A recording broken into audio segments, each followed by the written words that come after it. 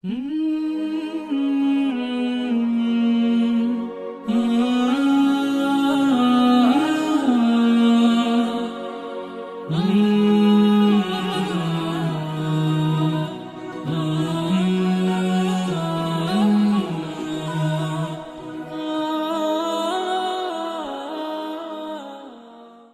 shikues, selam aleikum. Përshëndetemi në këtë emision të dytë të ciklit të ri të emisioneve titulluar Rrëfime profetike. Do ndalemi sot në një rrëfim të radhës, me cilin do të mundohemi të nxjerrim mjaft dobi dhe mjaft, po themi, mësime, të cilat edhe pse kanë ndodhur vite, dekada, shekuj më parë, ato na shërbejnë edhe në ditët e sotme. Dhe për këto mësime, për këto orientime, do të kemi të ftuar sot Hoxhën e nderuar Ahmet Kalaja. Hoxh, selam aleikum, mirë se vini. Aleikum selam, mirë se gjetëm. Hoxh, në takimin e parë folëm për ngjarjen e një gruaje imorale e cila arriti shpërblimin e Zotit për shkak se i dha ujë një qeni. Ndërsa sot kemi menduar të flasim për ekstremin tjetër, një grua e cila u ndëshkua sepse ndëshkoi keq trajtoi macën. Si është realisht, si tregon profeti Islam këtë histori? Ngjarja ka ndodhur edhe kjo në popujt e mëhershëm, pra jo në kohën e profetit alayhis salatu wassalam. Abdullah ibn Omeri radhiyallahu anhu tregon se i dërguari i Allahut sallallahu alaihi wasallam ka thënë një grua prej popujve të mëhershëm meritoi zjarrin e xhehenemit për shkak se një mace e lidhi, e izoloi, nuk e ushqeu dhe nuk e la që të ushqehej as edhe me insektet e tokës derisa ngorti macja. Profeti alayhis salam në këtë ngjarje tregon se një grua është dënuar pra me ferr, me xhehenem, vetëm se ka keq trajtuar një mace. Çudi e madhe faktikisht se hadithi ka dy ekstreme. Ekstremi i parë është femra, e cila është në natyrën e saj shumë e dhimbsur, shumë e mëshirshme, shumë e prekshme. Këtu kemi një femër këtë natyrë jashtë natyrës femërore, domethënë. Dhe macja, e cila është një kafshë shumë dashamirëse, të gjithë e duan. Gjithë e duan, domethënë se më thon nganjëherë kur e kam lexuar këtë hadith, thosha që e ka merituar xhehenemin, kjo e ka merituar me një fjalë, sepse si ka mundësi që femra shkojë deri në atë grad që të lidhi edhe kë macën. Se le të themi për shembull një kafshë tjetër apo në një gjë që e ka dëmtuar okay. Po edhe sikur ta kishte dëmtuar, nuk lejohet që ta mbajsh lidh. Domethënë, sepse aty dëmëronte që të paktën ta linte që të hante insektet e tokës. Ose ta dëbonte, kishte dëmtuar ta dëbonte, po këtu nuk thotë që macja bëri dëm. Është thjesht një shpirt ligësi dhe një zemër, domethënë këtë e ashpër dhe e fortë. Pra më themi Hoxh më tepër se sa për një veprim, për dëmtimin e një mace, po themi hidhërimi i Zotit e ka kapur këtë për shkak se këtu mungonin shumë element, po themi, njerëzor dhe shumë element human, cilat janë minimal. Njeriu po nuk qej ndjeshëm. Njeriu po nuk qej me ndjenje njerëzore, do të thonë atë ka humbur funksionin si njeri. Zoti i Madh kur e krijoi njeriu e krijoi me mish edhe me shpirt. Mishi është ai që ne kujdesemi vazhdimisht për të. Shpirti është ai që i mban ndjenjat e njerit. Njeriu po nuk pati shpirtin, po nuk qej njeri. Atëherë çfarë pritet për këtë njeriu? Domethënë hadithi ka një gjë tjetër shumë interesante, që është fakti se njeriu me veprat e këqija mund ta çojë punën deri aty që për një vepër të keqe që bën mund ta humbi davan, sepse faktikisht dhe logjikisht dhe fetarisht faktikisht nuk mund të dënohet një grua në zjarr xhenemit përjetësisht, meqenëse këtu nuk përcaktohet përjetësisht apo përkohësisht. Pse vrau një macë? Mirë, po hadithi tregon se njeriu do të jetë shumë i kujdesshëm, se mund të jetë një veprim që ndoshta ti nuk i kushton rëndësi, e zemron Zotin dhe mund të bëhet sebeb që dënohesh në zjarr xhenemit. Domethënë njeriu do të jetë shumë i kujdesshëm, do të jetë shumë i matur, do të jetë shumë i përgjegjshëm për çdo hap që hedh. Domethënë nuk mund të nënvlerësosh asgjë. Nuk mund të nënvlerësosh asgjë. Edhe kafshë, sikur ti nuk mund ta nënvlerësosh. Edhe nëse nuk ka zot ajo kafsha. Edhe nëse nuk ka zot ai malli, edhe nëse duket sikur nuk çeh kush, është Zoti i Madh. Dhe mund të jetë pikërisht ai momenti që ti e hidhron Zotin. Mund të jetë ai momenti që dikush po lutet për gjën që i ka humbur, që nuk po e gjen, edhe lutja çan qiet dhe shkon tek Zoti i gjithësisë, dhe ti nuk bën hajër dhe nuk shehet bekim sa të jetë jeta. Për këtë arsye njeriu duhet të jetë shumë i kujdesshëm, si tha profeti sallallahu alajhi wasallam. Ndoshta një fjalë që nuk i kushton rëndësi, bëhet sebeb që njeriu të përfundojnë zjarr xhenemit 70 vite. Ose si tha profeti sallallahu alajhi wasallam në rastin tjetër, tha, mbarte fjalët mes njerëzve dhe Zoti ja ndaloi xhenetin. Pra mund të jenë disa gjëra që ne ndoshta si kushtojmë shumë rëndësi, mirë po hidhrohet Zoti për tyre. Për këtë arsye dhe Zoti i Madh i ka ndaluar. Për këtë arsye dhe Zoti ka thënë mos e bëni një gjë të tillë. Në rastin tonë kemi të bëjmë me padrejtësi. Dhe Zoti thot për veten e tij, o rob të mi, unë vetes time ja kam bërë haram padrejtësinë dhe kam gjykuar që edhe për ju padrejtësia të jetë haram. Prandaj mos bëni padrejtësi. Dhe padrejtësia këtu nuk bëhet fjalë vetëm për njerëzit. Padrejtësia bëhet fjalë mos ti bësh padrejtësi vetes, mos ti bësh padrejtësi njerëzve dhe mos ti bësh padrejtësi kafshëve, gjallësave, ambientit, natyrës dhe gjithë. Mos bëj padrejtësi. Pra drejtësinë ta kemi si cilësi që reflektohet pavarësisht ku kemi përballë. Allahu e thot në surën Ar-Rahman, e thot me drejtësi. Pra gjërat duhet të funksionojnë me drejtësi. Në momentin që mungon barazia, prishet ekuilibri. Dhe në momentin që prishet ekuilibri do të thotë se ne i kemi hyrë në hak diçkaje, edhe ne do të jemi të parët që do ta vuajmë, se ta Zoti i Madh. Ta Zoti dhahara al-fasadu fil barri wal bahri bima kasabat aydin nas. E keqja dhe shkatrimi shfaqet në tokë për shkak të këqijave që bëjnë njerëzit. Pa ne ndonjëherë mund të jemi shkaktar që Zoti na dënon dhe na ndëshkon. Për këtë arsye njeriu do të jetë shumë i kujdesshëm. Në ky rasti ose ky hadithi që thot për këtë gruan që e lidhi macën, është një rast shumë interesant që tregon se një njeri besimtar, domethënë duhet të ketë mëshirë për çdo gjë. Edhe për kafshët duhet të ketë mëshirë. Duhet po mirë do thotë ndonjëherë kafsha, për shembull macja, ndonjëherë macja bëhet dëmtuese. Edhe me të vërtetë mund të bëhet dëmtuese. Për shembull, ka raste që dëmton le të themi pulat për shembull, ose dëmton diçka tjetër dhe është me vesë, si më thënë. Ka zgjidhje. Njeriu e merr macën dhe e çon diku, e çon mal për shembull. Po është historia e atij që e çoi herën e parë, edhe kur erdhi ky shtëpi kishte ardhur macë përpara. E çoi herën e dytë më larg. Kur erdhi ky shtëpi, ky me makinë u kthye, po macë kishte ardhur përpara. Kur e çoi herën e tretë, e çoi shumë larg në fjalë dhe në fund fare merr gruan telefon thotë gjë, thotë ma sill macën, tregoj rrugën. Aq larg ishte shpe. Njërin kishte shkruar ditë një pyetje, thoshte, "Ora si ta bëj?" Thoshte, "Maca më ka dëmtuar shumë", thoshte, "dhe unë e kam çuar në anën tjetër të qytetit, pa e vjen prap." Thash, "Valla, ku jeton ti?" "Nuk e di, jeton diku në Maqedoni." Thash, "Fute në një thes, fute në makinë dhe çoje diku shumë larg, pastaj lëre të lirë", më fjalë. Kështu që ka zgjidhje domethënë, ose mund të jetë me një smundje të tillë që edhe kjo neve na vjen si pyetje për shembull, që macja është ose qeni ose është me një smundje të tillë që mund të shkaktojë probleme domethënë, atëherë në këtë rast çohet tek shoqëria Zotit sot ka edhe mjek specialist për këtë punë që quhen veterinar, ka edhe spitale speciale, domethënë nëse nuk është mundësia largoje. Pra gjithsesi ndëshkimi nuk duhet të jetë. Mos ta dëmtojmë domethënë. E rëndësishme është që mos ti pra koncepti i padrejtësisë nuk është padrejtësia vetëm me njerëzit apo ndaj njerëzve. Padrejtësi mund të bësh edhe kafshëve. Padrejtësi mund të bësh edhe gjallësave të tjera domethënë. Në momentin që ti e plas dinamitin në ujë për gjuajtur peshk për shembull, ti faktikisht i ke bërë zullum në padrejtësi faunës së ujit, i ke bërë padrejtësi gjallësave ujore domethënë. Sepse domethënë ajo do ndoshta 10 vjet të rikuperohet edhe një herë. Kush do t'i vujë pasojat? Do t'i vujnë pasojat ne, pastaj njerëzit, sepse pastaj do të merremi me peshqit e rezervuarit apo me peshqit që nuk dihet se nga vinë dhe se nga kanë ardhur. Por padyshim se rasti që vjen në rrëfimin e Profetit sallallahu alajhi wasallam është tregues i një ligësie të madhe, i një mungese të elementeve bazik Po, s'ka të shumë ligësie e madhe. Çdo një që e shef këtë ditë habitet domethënë. Ndërkohë edhe imagjino atë kafshën e shkresë si mund të ketë ngordhur për një ndëshkim kaq të madh. Po ndërkohë jo të gjithë shkojnë kaq ekstrem.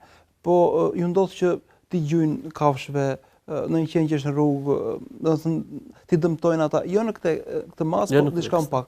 A është kjo padrejtësi me të cilën besimtari duhet të distancohet dhe të reflektohet dhe të tregohet i ndjeshëm ndaj kafshëve? Absolutisht që po, është e njëjta gjë domethënë. Pra nuk është kusht që kafshat edhe në momentin që i gjuajmë kot, si tha pejgamberi sallallahu alajhi wasallam, do të vi zogu përpara Zotit, ditën e gjykimit thotë, o Zoti, më pyete njeriu, këtë njeri, pse më ka vrarë.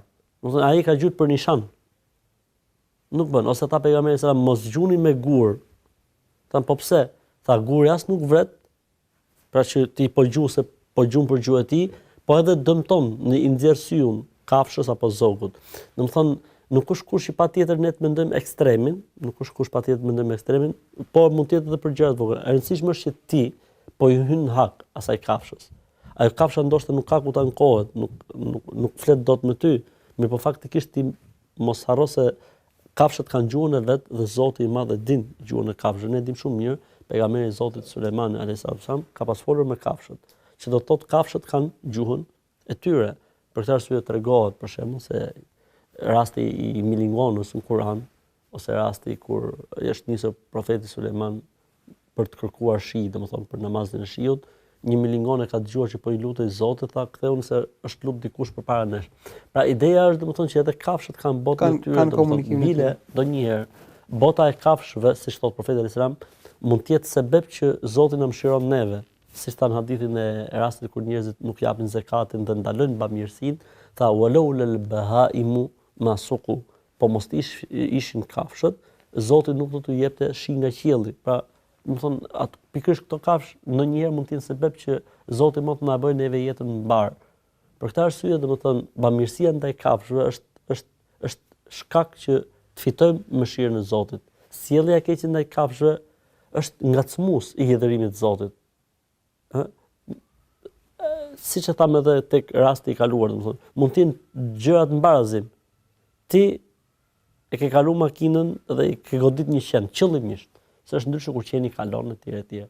Dhe ti këtë e ke bërë qëllimisht. Ja për atë e hum davan. Domethënë mund të jetë një situatë tjetër. Normalisht ky ditë domethënë do të marrë në një kontekst tjetër që domethënë që çështja e këshillimit duke të rrequr vërejtjen, domethënë sikur po na thotë kujdes se ai Zoti që është shumë i mëshirshëm, që fal për një gjë shumë vogël, po domethënë edhe mund dënoj për një gjë shumë, prandaj duhet të qenë besimtar i kujdesshëm.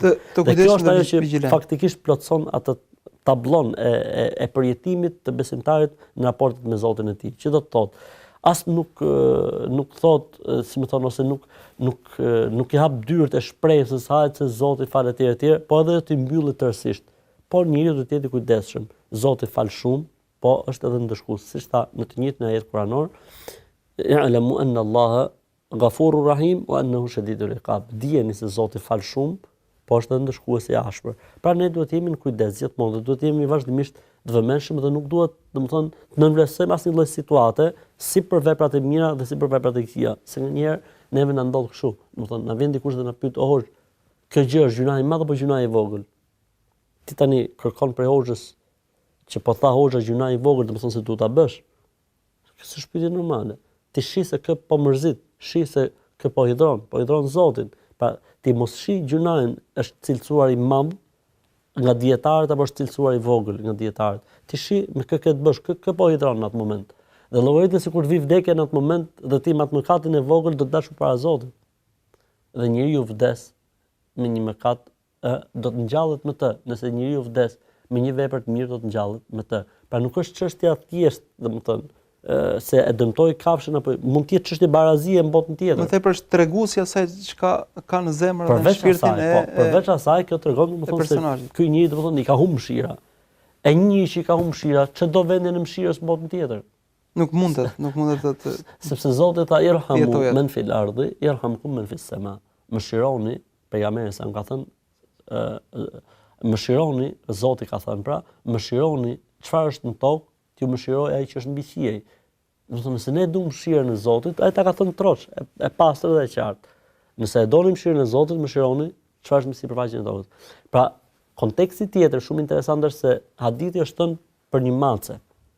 Po ai që dëmton një njeri, po ai që rrezikon jetën e njeriu, po ai që lufton një popull të tërë, çfarë mund të jetë puna e tij tek Zoti i gjithësisë? Dhe pikërisht thosh, si mund të jetë puna e tij tek Zoti i gjithësisë? Domethënë për një mace dikush ra në xhenem, fitoi zjarrin e xhenem, Zot na fal. Në hadithin e Esmas, bise Abu Bekrit radhiyallahu anhu tregohet se kur ka fal pejgamberi sallallahu alajhi wasallam namazin e eklipsit të diellit, thot pash ju paraqit xheneti, u afrua dhe deshi të merrte një bistak rrushi nga xheneti, ta zbriste në tokë.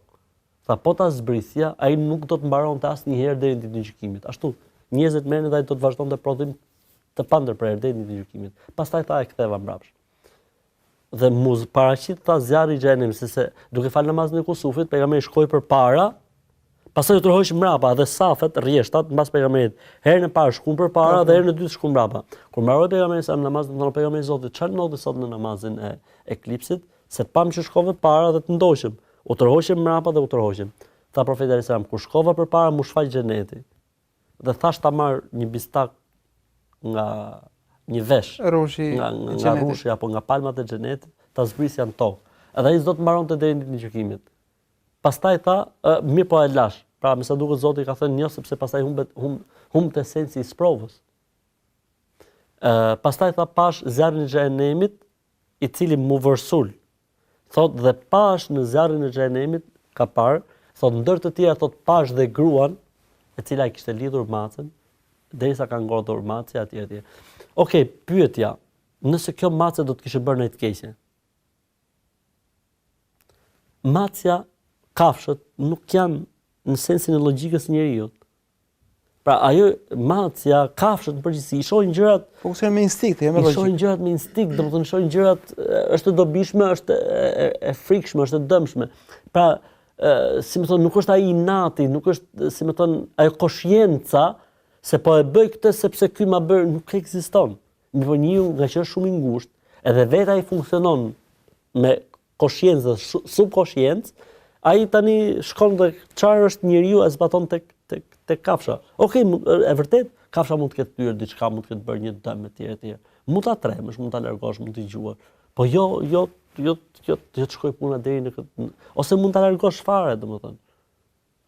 Pa jo të shkoj puna deri këtu. Ndërkohë, një pjesë tjetër i përdorin kafshët për nevojat e tyre hoxh, për punë, për ngarkesë, për udhëtim dhe mundohen që të shfrytëzojnë maksimalisht, ndoshta edhe përtej natyrës dhe po themi gjendjes së tyre.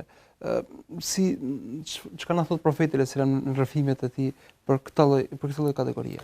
Faktikisht për kafshët, se ne caktimi i Zotit që kemi nisë këtë emision në pikërisht, domethënë me kafshët, dhe ndoshta kjo është një urtësi e madhe se si Islami, domethënë kur flet për kafshët, merr mend se çdo thotë se si Islami trajton njerëzit. Njerëzit, krijesë më të lartë. Bravo, kur kafshët bëhet fjalë ferr dhe parajs, po për njerëzit. Faktikisht ka dhe transmetime interesante, për shembull prej transmetimeve interesante është hadithi kur kanë falë një ditë namazin e sabahut në xhamit të pejgamberit alayhis salam dhe dikush e ke parasysh siç ndodh ndonjëherë, domethënë, ka njerëz që janë trazovaç, ka njerëz që rriten por nuk piqen. Ai ka shkuar dhe i ka hyp lopës sipër. Edhe lopa është tund dhe ka shkuar dhe ka hedhur në tokë dhe i ka gjujt. Dhe ka ndodhur këtu një mrekulli. Mrekullia ishte lopa foli dhe tha, unë nuk jam krijuar për të më hypur, për të më kaloruar, si më thënë. U habitën njerëzit dhe profeti tha, unë e besoj këtë dhe Ebu Bekri dhe Omeri. Kjo tregon çfarë vlere të madhe ka Ebu Bekri dhe Omeri, pa qenë prezent, pejgamberi tha, ata e besojnë këtë gjë. Pra po ua thashun, ata e besojnë, s'ka diskutim. Tregon pozitën e lartë. Ai që është interesante, lopa tha, mrekulli, kjo quhet mrekulli.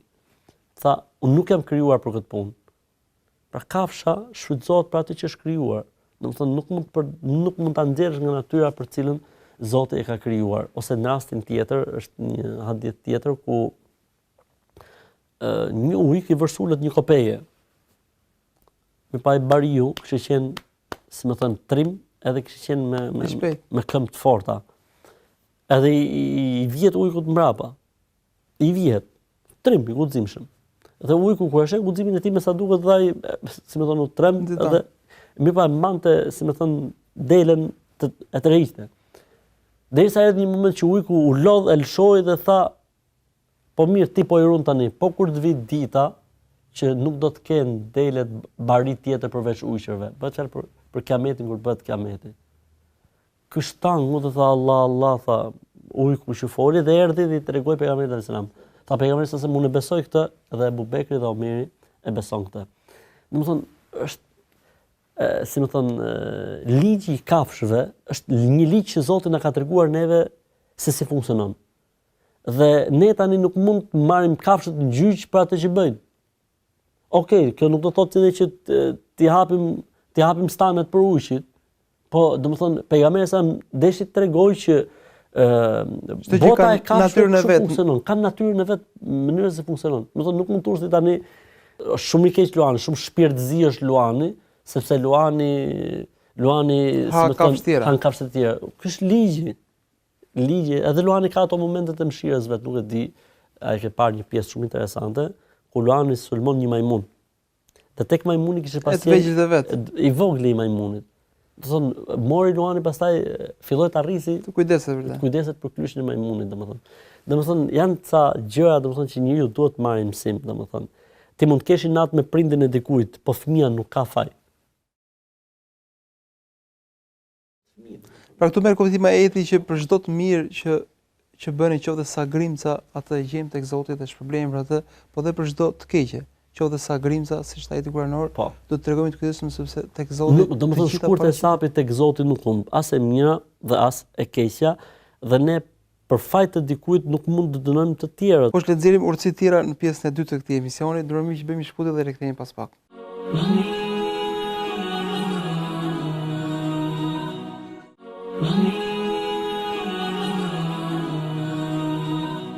Ja kur rikthehemi në studio miq, jemi në pjesën e dytë të emisionit titulluar Rrëfime profetike. Dhe po flasim pikërisht për rastin e një gruaje e cila keq trajtoi macën e vet dhe shembuj të tjerë të cilat Hoxha Ndërmet Kalaja Solli, të cilat tregojnë se duhet të jemi shumë të kujdesshëm, qoftë ndaj kafshëve, po qoftë edhe, po themi, ndaj shfrytëzimit të drejtë të tyre. Hoxh, le të mundohemi të kapim gjërat në detaje. Dikush ndoshta nuk e dëmton kafshën në atë nivel sa e të ngordh, por se e mallkon. Mërzitet e mallkon dhe a ka diçka të keqe këtu? Duke qenë se ato nuk kanë komunikim me botën njerëzore. Po, faktikisht ka një ndalim. Pra profeti e ka ndaluar mallkimin në përgjithësi dhe mallkimin e kafshës gjithashtu e ka përmendur si një ndalesë.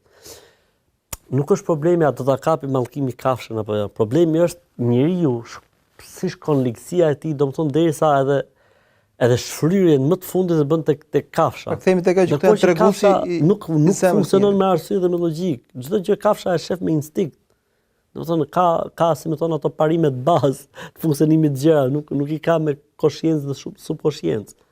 Për këtë arsye dhe profeti e ka ndaluar, domethënë ai na ka ndaluar neve. Nuk është problemi se çfarë ndodh kafshës, po e mallkuam ne. Problemi është që natyra e njeriu, domethënë si shkon njeriu deri në atë gradë që të mallkojë një kafshë.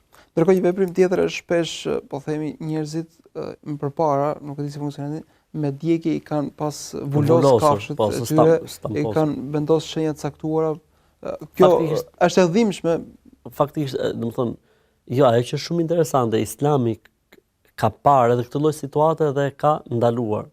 Domethënë mos dëmtohet kafsha në asnjë mënyrë, përdesë nuk ka arsye, sepse domethënë nuk është se ata e bënin për arsye shërimi apo kurimi. Se arsye shërimi, kurimi, vaksinimi nuk ka problem.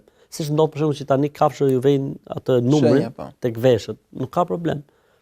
Mirë, po ideja është kur kjo është kot, kur kjo bëhet thjesht për të dalluar kafsha ime nga kafshët e tjera, domethënë me një formë kush e vuan këtë punë fund fare, e vuan kafshat, domethënë. Domethënë shif, domethënë mos shkakto vuajtja as kafshës. Unë nuk e di domethënë a mund të ketë largpamësi si kjo largpamësi. Dhe ne jemi koshient faktit që kjo për kohën që jetojmë është normale, shumë mirë, nuk ka dhe në gjë të çuditshme, dakord, mos harro faktin se kjo është para 15 shekuj.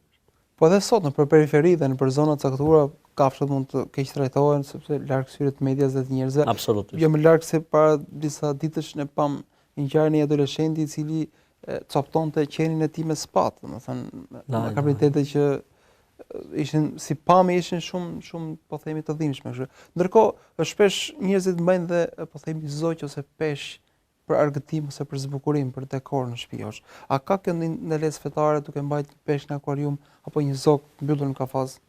Faktikisht domethënë Zoti ka përmend një rregull në Kur'an që thotë Allahu e ka lënë në, si më thënë, nën shërbimin tuaj, nën kujdesin tuaj dhe e ka bërë tuajën çdo gjë që është në qiell dhe në tokë. Kështu që çdo gjë që i shërben argëtimit njeriu, që i shërben relaksimit të tij, nuk përbën ndonjë problem fetarisht përderisa, domethënë nuk ka dëmtim. Dhe në rast që kafshës, për shembull le të themi në zogut në kafaz apo kafshës në kafaz apo peshqve në akvarium ju sigurohet ju bëhet shërbimi, atëherë unë mendoj se nuk ka asnjë lloj problemi. Edhe pse në thonjza ka një lloj mungese sigurie, lirie. Kjo mungesa e lirisë është koncept njerëzor. Do thënë koncepti i lirisë dhe titura i lirë është bota e kafshëve nuk është aq nuk funksionon si bota e kafshëve. Nuk është kaq poetik sa shpërshkruhet nëpër poezi etj. Po faktikisht normalisht që po të lihen të lirë është më mirë, po ne nuk mund të themi që është haram apo është ndaluar, përderisa nuk ka dëmtim për kafshën. Përderisa nuk ka dëmtim për kafshën, atëherë për zogun, për kafshën, se mund të jetë kafshë që rritet për shembull, apo për peshqit, atëherë nuk përbën asnjë lloj problemi. Ndërkohë, duke qenë se jemi në minutat e fundit, tham që njerëzit në natyrën e tyre nguten, edhe për ngutjes së tyre i dëmtojnë dhe kafshët për, siç tham që i ngarkojnë shumë apo udhtojnë me to gjatë. Kujdesi këtu që të mos i dëmtojmë, po cila është dhe urtësia në këtë mes? Ka një hadith shumë interesant faktikisht që quhet hadithi El Mumbet, hadithi i atij që ngutet. Pejgamberi sa më tha, ai që shpejton ose ai që ngutet, la ardhan qata wala dhahran abqa. As destinacionin nuk e arrin, po edhe kafshën nuk e lën të jetojë. Domethënë stër ngarkesa, domethënë stër mundimi, edhe nuk arrin dot qëllimin, sepse çfarë ndodh? Ne në jetën tonë përditshme, na ndodh ndonjëherë që shpejtojmë shumë. Dhe e kalojmë dikë duke rrezikuar shumë. Në fund fare takohemi tek semafori të dy. Asgjë. Pra nuk e vlen rreziku. Ose ti mund të rrezikosh shumë dhe ekstremi që ke fituar ke arrit përpara shokëve 1 minutë përpara. Ndërkohë që ti ke rrezikuar shumë. Kështu edhe njeriu, domethënë ai që ngutet. Kjo vlen edhe për ata që ecin shpejt makinave. Po, për ata kanë për qëllim, domethënë ata që shpërndajnë pica tjetër, sa janë rrezikuar prej tyre. Ndërkohë që shpërndarja e picës mund bëhet, nuk ka një minutazh caktuar, sillen orën 12. Ti porosit picën dhe pica shkon. Në atë që quhet minutazh normal, domethënë. Tu do të kenë kujdes, po themi, pronarët e kompanive caktuara që mos i ngusin punëtorët, se ndoshta presioni për të punuar sa më shumë. Nuk është presioni, po është lakmia, sepse ai do të bëjë sa më shumë rrugë që të fitojë sa më shumë. Natyra e njeriu, domethënë, nuk është problemi i picierëve, ky është edhe tek ata që i japin makinës, edhe tek njerëzit në përgjithësi kanë një ngutje të tejskajshme, nuk është problemi vetëm tek motorristat, kjo është edhe tek ata që ngasin makinat, tek ata që, domethënë, në përgjithësi kanë një ngutje të tejskajshme, gjë që i bën njerëzit, domethënë, që të humbin shumë gjëra, ndërkohë që po ta merrnin qetë dhe normalisht, domethënë, do të ishte shumë komode situata. Duke qenë se kafshët bën pjesë e këtyre dy misioneve, hoç le të pyesim se ndoshta nuk na bie më të gjejmë histori ose rrëfime për kafshët. Le të pyesim sa më tepër për kujdesin ndaj tyre. Shpesh ndodh që kafsha mund dëmtohet në atë nivel që po themi nuk i ofron më argëtimin, po themi pronarëve të vet. Në çfarë kuptimi? Në kuptimin që mund të kputet një këmbë ose mund dëmtohet pamja e saj dhe si thua aty nuk i vlen më dhe ndoshta vendosin që ta mbysin ose ka procedurë tek veterinerët që është, domethënë, nëpërmjet një shiringe dhe çdo gjë mbaron shumë shpejt dhe normalisht me pak dhimbje, po çdo gjë mbaron shumë shpejt. Dhe kjo është e lejuar fetarisht. Pa nëse kafsha shkon në një situatë që domethënë bëhet barë dhe domethënë nuk është, si më thënë, për veten e vet, bëhet shqetësim etj, ka dy zgjidhje. Zgjidhja e parë të lihet e lirë. Dhe nëse nuk përbën rrezik, smundje, sepse mund të jetë edhe një smundje që është smundje rrezikshme për shembull. Ai ka zënë një smundje rrezikshme. Nëse lënia e lirë nuk sjell probleme dhe shqetësime, atëherë le të lihet e lirë, ose përndryshe lejohet që nëpërmjet një shiringe, domethënë është specializim, është diet në sektorin e veterinarisë. Gjë tjetër shqetësim që sjellin kafshët në shtëpi është edhe lindjet e shpeshta. A lejohet gastrimi, që mund të themi. Lejohet, edhe gastrimi lejohet. Po jo se nuk mund të ketë më pasardhës. Pra injektimi që mos kenë mundësi që është koncept njerëzor. Kafsha është për argëtim për rastin që kanë një maca apo kanë diçka tjetër, kështu që nuk përbën problem. Domethënë nuk përbën asnjë lloj problemi gastrimi. Për këtë dytën shprehap shpesh ideja që profeti e ka ndaluar, po themi, asaj që i thonë gjuhën popullore tredhja, pra jo, që mos nuk ka asnjë lloj argumenti. Që ka kundërta. Nuk ka asnjë lloj argumenti. Përkundrazi, deshët e qurbanit që i ka përdorur kanë qenë deshë të tredhur, pra të gastruar. Pra lejo që të përdoren edhe për qurban. Nuk quhet mangësi, përkundrazi mishin e bën më të shijshëm. O Zoti shpërbleft. Amin edhe ju. Ndër miq, nga gjithë këto histori dhe këto ngjarje të hershme kuptuam shumë dhe hoxha në përfundim përmendi një rregull i cili është mjaft i dobishëm për gjithë jetën tonë. Nëse ngutemi, as destinacioni nuk arrim, porse dhe mjetin tonë në kafshë në atë rast, porse në kohët tona makina apo një mjet tjetër nuk do të mund ta gëzojmë për një kohë të gjatë. Kështu që të tregojmë të matur që edhe destinacionit të arrim, porse dhe po themi mjetet tona të kenë jetë gjatësi. Zoti shpëlbeft që na ndoqët, mirë takofshim, selam aleikum.